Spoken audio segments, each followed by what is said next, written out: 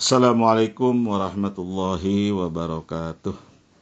Alhamdulillah, alhamdulillahirabbil alamin, wassalatu wassalamu ala asyrafil mursalin sayyidina Muhammadin wa ala alihi wa sahbihi ajmain. Amma ba'du. Saudara-saudara sekalian yang saya hormati, sepanjang bulan puasa, orang beriman dianjurkan memperbanyak ibadah seperti qiyamul lail, salat malam, tadarus, menelaah dan merenungkan Al-Quran, serta i'tikaf. Amalan-amalan tersebut sesungguhnya merupakan pelatihan ruhaniyah yang sangat baik dalam rangka meningkatkan kesadaran ketuhanan.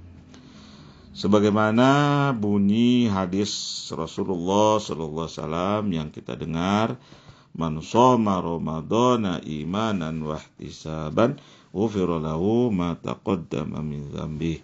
Barang siapa menjalankan puasa dengan penuh keimanan dan melakukan penghitungan terhadap diri, maka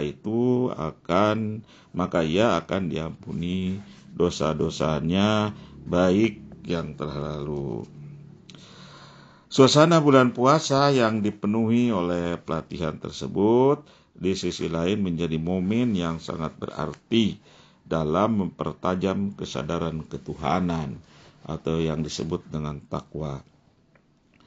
Dengan demikian, bulan puasa sangat kondusif sebagai bulan untuk melakukan tobat. Dari hadis di atas, bila diperhatikan dapat ditarik sebuah analogi bahwa ibadah puasa pada substansinya identik dengan praktik tobat. Substansi dan muaranya sama, yakni memohon ampunan atas dosa-dosa yang pernah diperbuat pada masa lalu.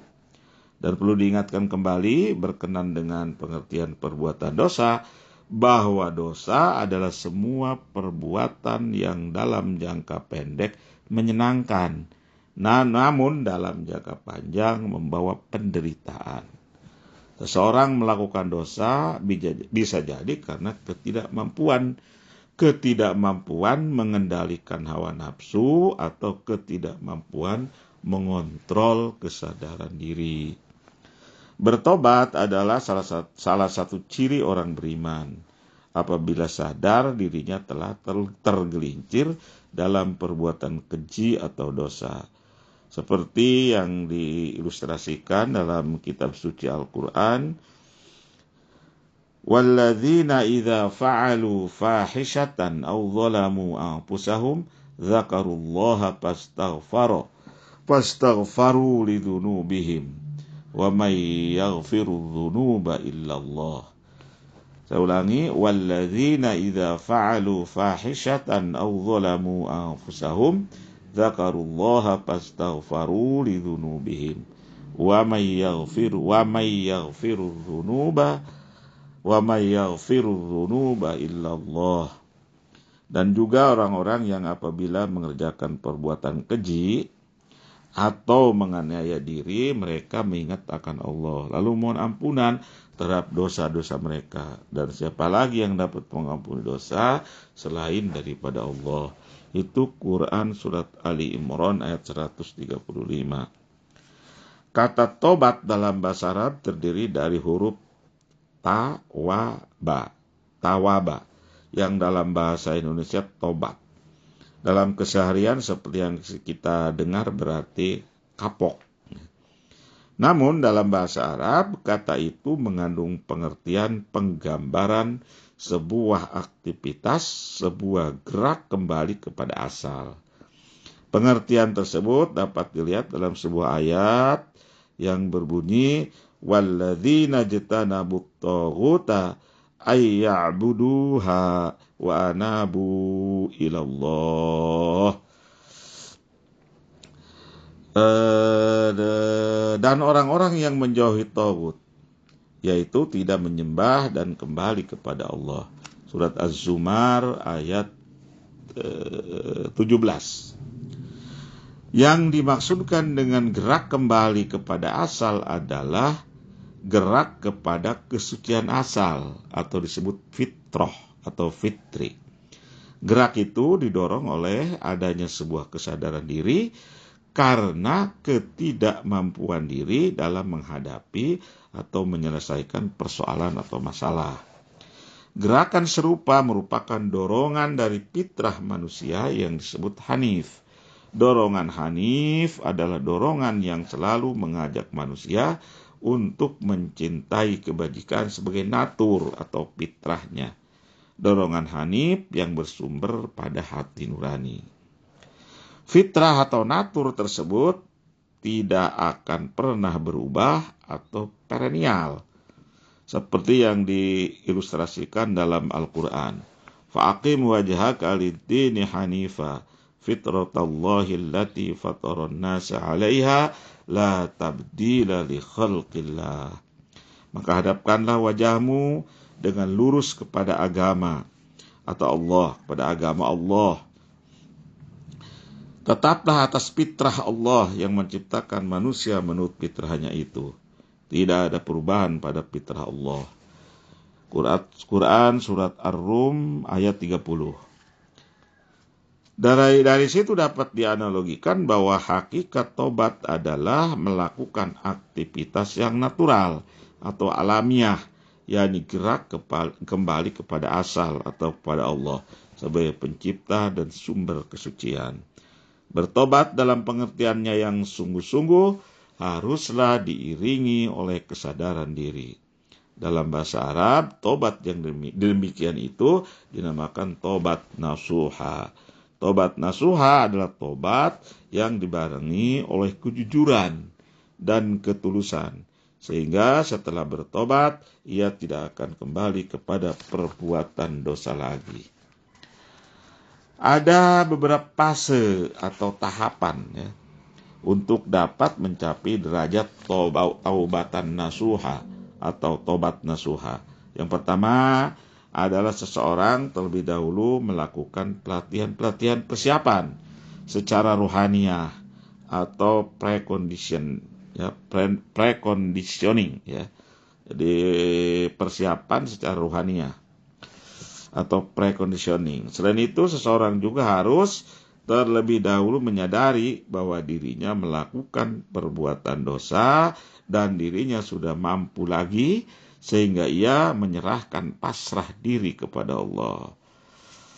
Seseorang yang harus terlebih dahulu menyadari bahwa dirinya melakukan perbuatan dosa dan dirinya sudah tidak mampu lagi sehingga ia menyerahkan pasrah diri kepada Allah Subhanahu wa taala. Di sini makna tobat menjadi paralel dengan Islam yang arti generiknya adalah pasrah. Di samping itu, seseorang harus memiliki hati yang bersih. Hati yang tidak diliputi oleh polusi akibat pretensi atau embel-embel kesucian. Seperti yang dicontohkan oleh Kangjeng Rasul Shallallahu Alaihi Wasallam lewat sebuah hadisnya, sebaik-baik zuhud adalah menyembunyikan zuhud. Dengan kata lain, sebelum melakukan tobat, seseorang terlebih dahulu harus menyucikan dirinya, menjauhkan diri dari rasa tinggi hati, seperti yang dicontohkan oleh Rasulullah Shallallahu Alaihi Wasallam. Meskipun beliau sudah dijanjikan masuk surga dan ampunan dari Tuhan, beliau terus memperbanyak tobat, khususnya sebagaimana yang diriwayatkan dalam sebuah hadis. Beliau, Rasulullah SAW maksudnya, memperbanyak ibadah dengan i'tikaf pada 10 hari terakhir pada bulan puasa. Adapun sikap lain adalah harus ada optimisme pada diri bahwa setelah menyadari dengan segala kejujuran dan ketulusan dirinya telah terjerumus dalam perbuatan dosa, ia berjanji tidak mengulangi lagi. Sikap ini tentu saja harus dibarengi sikap rendah hati. Kalau tidak, sulit rasanya melakukan koreksi diri. Dan yang terjadi justru malah sebaliknya. Seperti yang diungkapkan dalam pepatah Melayu yang berbunyi, semut di seberang lautan kelihatan, gajah di pelupuk mata tidak tampak. Sikap optimis yang dimaksudkan di sini adalah prasangka positif terhadap Tuhan atau husnudzon. Ia yakin bahwa Tuhan akan mengampuni dosanya. Sebagaimana dalam hadis Rasulullah SAW diterangkan bahwa orang beriman harus berprasangka positif atau baik sangka atau husnudzon terhadap Allah Subhanahu wa taala. Karena Allah Subhanahu wa taala akan bertindak sesuai dengan prasangka hambanya. Ini seperti yang diriwayatkan, ana inda dhanni abdi bi. Aku, Allah Subhanahu wa taala maksudnya adalah seperti yang diprasangkakan hamba-hambaku kepadaku, kata Allah. Ini hadis qudsi. Sikap gemar bertobat adalah salah satu ciri orang beriman. Dan sebaliknya, sikap tidak mau bertobat adalah salah satu sifat orang kafir. Sikap yang demikian itu sering kita dengar dalam idiom bahasa Indonesia yang sangat populer. Sesal dulu pendapatan, sesal kemudian tak berguna. Sikap itu dalam Al-Quran digambarkan sebagai sikap orang-orang zalim. Dan mereka adalah orang-orang yang merugi di akhirat kelak. Adapun malam saat menjalankan tobat biasanya adapun amalan saat menjalankan tobat biasanya memperbanyak tasbih, yakni menyucikan Tuhan, mengucapkan subhanallah, karena selama itu diasumsikan kita telah berprasangka buruk terhadap Tuhan. Kemudian kita memperbanyak istighfar, astagfirullahaladzim, atas kesalahan tersebut, atau memohon ampunan pada Allah. Sekali lagi, bertobat sebagaimana dikatakan di awal tadi amat tepat dilakukan pada bulan puasa. Karena selama bulan puasa, hati nurani dalam kondisi sangat sensitif dan responsif untuk menerima kesadaran kehadiran Tuhan. Hal itu diperkuat oleh anjuran agar memperbanyak ibadah sepanjang bulan puasa sebagai bulan ampunan. Dengan begitu, bulan puasa pun dengan sendirinya identik dengan bulan tobat. Hal itu dikarenakan sepanjang bulan puasa kita dianjurkan untuk memohon ampunan dengan memperbanyak i'tikaf. Bangun malam sangat dianjurkan dalam menjalani tobat karena pada malam hari saat manusia yang lain tidur, kita berada dalam keheningan dan kesendirian. Sehingga yang ada hanyalah kita dan Allah Subhanahu wa taala. Bahkan pada malam bulan puasa khususnya bertepatan dengan datangnya malam kepastian atau Lailatul Qadar, disyaratkan para malaikat turun ke bumi. Suasana semacam itu sudah pasti akan sangat kondusif untuk dapat menyadarkan diri. Yang pada gilirannya untuk dapat menyadarkan diri dan menyandarkan diri kepada Allah, yang pada gilirannya apabila kita sudah dapat menyadari diri kita sendiri, kita akan dapat menyadari kehadiran Tuhan. Sebagaimana dalam kalangan sufi dikenal istilah, barang siapa mengenal dirinya, maka ia telah mengenal Tuhannya. Man arafa nafsahu, faqad arafa rabbahu. Barang siapa mengenal dirinya, maka ia telah mengenal Tuhannya. Itu kata para sufi. Di sisi lain, tobat juga merupakan refleksi sikap positif bagi orang yang membuat kesalahan atau dosa. Tobat juga dapat menjadi sikap produktif karena dengan menyadari dirinya telah terperosok dalam kesalahan, ia kemudian akan berusaha membenahi diri dan berupaya tidak mengulangi berbuat kesalahan atau dosa. Tobat yang di dalamnya terkandung amalan purification atau dalam bahasa sufi tazkiyatun nafs, pembersihan atau penyucian diri, dengan sendirinya akan dapat menjadikan dirinya lebih optimistis karena selalu berpengharapan baik kepada Allah. Sebaliknya, sikap tidak mau bertobat atau tidak pernah mau mengakui dan menyadari dirinya salah atau berbuat salah adalah sikap yang dapat menghancurkan dirinya atau kontraproduktif. Sikap tersebut dapat mengarah pada munculnya sikap menyalahkan diri, self-blaming, atau yang lebih parah lagi mencari kambing hitam. Adanya pihak yang dituduh menjadi penyebab kesalahan.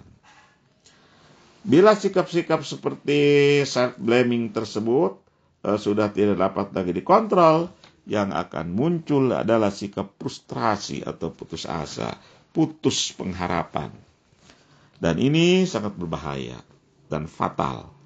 Sikap putus asa adalah sebuah sikap yang oleh Al-Quran diperintahkan agar dijauhi oleh seorang beriman, karena dapat mengarah kepada syirik, seperti lahirnya anggapan bahwa Tuhan tidak mampu mengubah nasib dia. Sikap-sikap tersebut dapat melahirkan prasangka buruk atau suudzon terhadap Allah Subhanahu wa taala. Bagaimana disebutkan dalam Al-Qur'an, qala wa may yaqnatu mir rahmati rabbih illa dhallun. Tidak ada orang yang berputus asa dari rahmat Tuhannya kecuali orang-orang yang sesat. Surat Al-Hijr ayat 56. Tobat yang dilakukan tanpa kejujuran dan ketulusan sesungguhnya merupakan perbuatan membohongi diri dan akan merugikan dirinya sendiri, karena amal perbuatan yang baik atau perbuatan yang soleh atau yang jahat, yang pada hakikatnya akan kembali pada diri kita sendiri, baik di dunia maupun di akhirat kelak.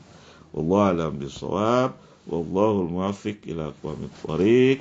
Wassalamualaikum warahmatullahi wabarakatuh.